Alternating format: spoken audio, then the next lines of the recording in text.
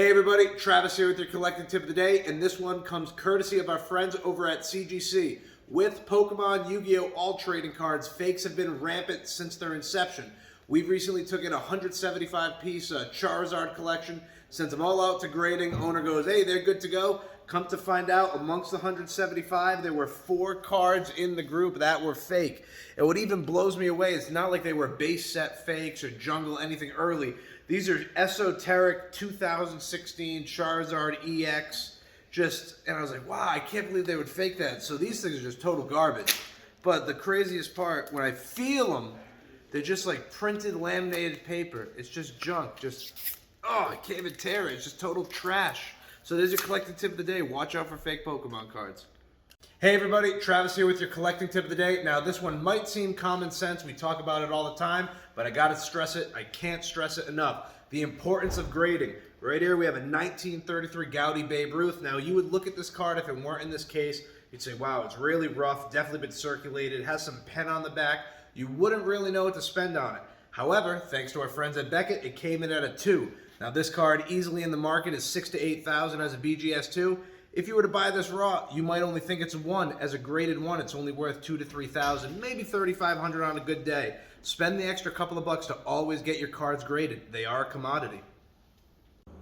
Hey everybody, Travis here with your collecting tip of the day. Now in front of me you will see I'm working on this mosaic, and somebody when mounting it put this really bad kind of glue adhesive, I don't know, some type of sealant covering the tiles, and you see this horrible waxy kind of faded finish. Well, the tip I got from my handy dandy brother, Mr. PhD scientist, that alcohol, such as this disinfecting wipe, will help break down a glue adhesive. So exhibit A, wipe on, wipe on, wipe on.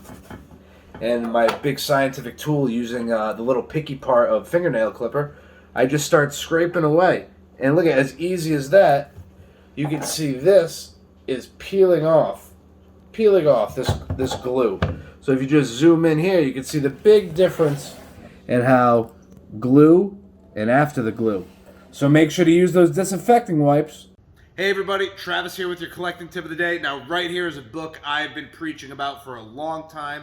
Marvel Spotlight 2, first appearance of the Werewolf by Night, and this book has been heating up as a Bronze Age key. So first appearance of Werewolf by Night, we already know that the Morbius movie's coming out, we're going to have a Blade movie, there's a lot of different components adding up to a potential Legion of Monsters, Midnight Sun's kind of vibe going on, so a lot of interest has been going towards the Bronze Age Marvel horror characters. Right here in a 4.5 CGC graded, you can pick up this book about still $300 to $400 today, but 3 months ago this book would have only been about $150. So it is moving. Make sure to keep an eye out for those Marvel Spotlight 2's first appearance of Werewolf by Night.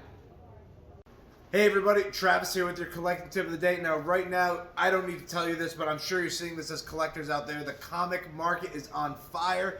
In particularly, any early ASM book under issue 50, any Amazing Spider-Man comic, I mean the prices are just going up weekly, literally. So any type of comic you can get, whether it's raw graded, just keep an eye out for any under issue 50 Amazing Spider-Man 12-cent books. Look for them in the bins, look for them at shows. They're worth picking up. Good investment. Hey everybody, Travis here with your collecting tip of the day. Now what do I have here? DC Comics Batman 181, first appearance of Poison Ivy, wicked hot Silver Age key issue. However, you will note this green label in the CGC case. What does that mean? That means this is a qualified grade. So that is a big difference from what we just call the standard blue label book. This is qualified because it's missing the center pinup of Batman and Robin that would always be removed by kids in the 60s to pin on their wall. So that's why it's so much harder to get this book in a perfect blue label standard grade compared to the green qualified. So the tip here is, when you're buying raw books, make sure to look through. You want to make sure they're complete. A green label can sometimes be the kiss of death. Hey everybody, Travis here with your collecting tip of the day. Now this is for all you pickers out there. You come along a box of some coverless books, or you're at a Comic-Con and you're like, man, I really want a Spider-Man 1, but all I can afford is a coverless copy. Well, you better be prepared and you better thumb through every page, because this is the most devious work I've ever seen. What appears to be a coverless copy of Spider-Man 1. Coincidentally, all the information is cut out of the bottom page, on the bottom of the front page. However, you flip through, you'll notice it's missing the Chameleon story, and I can't find the exact page, but it just has sporadic pages from Spider-Man Annual 2 just spliced in there. And you see this old tape binding, and you're like, oh my god, I got a $2,000 coverless copy of Spider-Man 1. Nope, you got a bunch of garbage. Make sure to flip through those books. Hey everybody, Travis here with your collecting tip of the day, and this one is for all you Transformers fans out here. So you might be looking at my left hand. Well, it kind of looks like Starscream, but it's not. And this actually predates Starscream. So when it comes to collecting Transformers, everybody knows about bootlegs, and most of the time you hear a bootleg, that's a bad term. Well, in fact, a period bootleg is very desirable. This is a 1982 King Dom F-15 jet period bootleg to a Diaclone F-15 jet. So this was released before Transformers actually came out. But you will see it's Starscream colors. You have the Thundercracker art on the box. So this is a period bootleg. It's a fake. It's not made by Takara. But this is a 1982 made during the time bootleg. In brand new unused condition like this, it's easily a $300 toy. So you don't want to turn your head when you see this at a yard sale. You might think, oh, that's fake garbage. Well, that fake garbage is actually worth $300. Check it out. Hey everybody, Travis here with your collecting tip of the day. Now we have learned through the pandemic, comic speculation is going crazy. So here are some once not too long ago bin books you got to keep an eye out for. Devil Dinosaur 1, first appearance of the Devil Dinosaur. Now this is a Bronze Age book, #1 issue. Was never really a big hit, but however, they have been teasing they're going to do a Moon Girl series in the MCU. Now, Moon Girl and Devil Dinosaur 1, this is the first appearance of Moon Girl, which she is considered the most intelligent person in the Marvel Universe and has a mental connection with Devil Dinosaur and works with him because she's an Inhuman.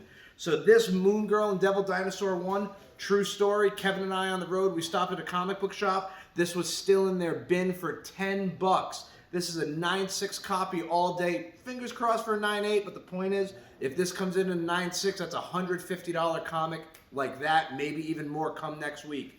Devil Dinosaur 1, first appearance of Devil Dinosaur, relates to the Moon Girl 1 book. This, even in 9.6, you can pick up same thing, about $150, and it's a Bronze Age book. Definitely worth picking up, so keep an eye out for Moon Girl and Devil Dinosaur. Hey everybody, Travis here with your collecting tip of the day, and today we are hopping on that good old speculation train with 1999 Black Panther 4. Now, if you watched The Falcon and the Winter Soldier, you heard a lot of little Easter eggs referring to Bucky as the White Wolf. This right here is the first appearance of the White Wolf. It is a super undervalued modern key issue. I mean, in 9.8, you can pick these up all day long, $150, $160. So the minute he's officially coming out as the White Wolf, you heard it in the after credits scene before in one of the Captain America films. You heard it now in the Falcon Winter Soldier series. He's going to be coming out as the White Wolf eventually with that Wakanda-made arm. So definitely want to pick up Black Panther 4 from 1999. Travis here with your collecting tip of the day, and this one is all about speculation. Right here we have Peter Parker Spectacular Spider-Man issue 9. Now, this is a very minor key until recent speculation about White Tiger making an appearance in the MCU, whether it's through Shang-Chi or Black Panther 2. Now, however, this is not the true first appearance of White Tiger. First true appearance is Deadly Hands of Kung Fu #19, but that is a black and white comic magazine. This is the first appearance of White Tiger in color, kind of like a Rocket Raccoon situation where you have his magazine appearance, but then you have Incredible Hulk 271. So a lot of people are going crazy for this book right here. In 9.6, I'm seeing it easily sell $200-300. I even saw a 9.8 pop off for $500 for a newsstand. So make sure to check out those long boxes, bulk boxes, because you never know if you're going to have a Spidey 9 hanging around. Hey everybody, Travis here with your collecting tip of the day. Now, if you are keeping up with the comic trends, modern books are on fire. I mean, prime example, you really need to pay attention when you're going through those bulk boxes. Marvel Premiere 72, the Weapon X Wolverine book. Now, don't get me wrong, we've been selling this book in graded condition for as long as I started the department at Bruneau & Co. However, even up to last year, a 9.8 was maybe $100, $120 on a good day. Now, 9.8s are bringing anywhere from $700 to $900 a copy. That's over, I mean, what, 500+% within less than a year's time. So you definitely want to keep these out because now even 9.4, 9.6, they're bringing hundreds of dollars. So you can't leave these books in the long boxes anymore. A Marvel Premiere 72 in almost any condition, unless a truck ran over, is a pretty desirable key issue. So make sure to look out for all those modern keys. Here's 3 of them. Hey everybody, Travis here with your collecting tip of the day. Now, you always hear me preach when you're investing in comics, which is very different than collecting, investing as a financial asset, I always say you have to buy graded books. However, this appears to be a graded book, but it is by PGX.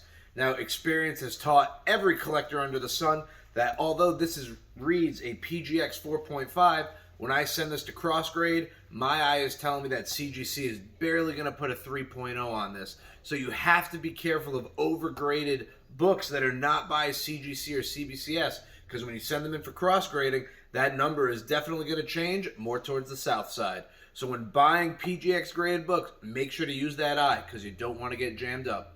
That's Bruneau.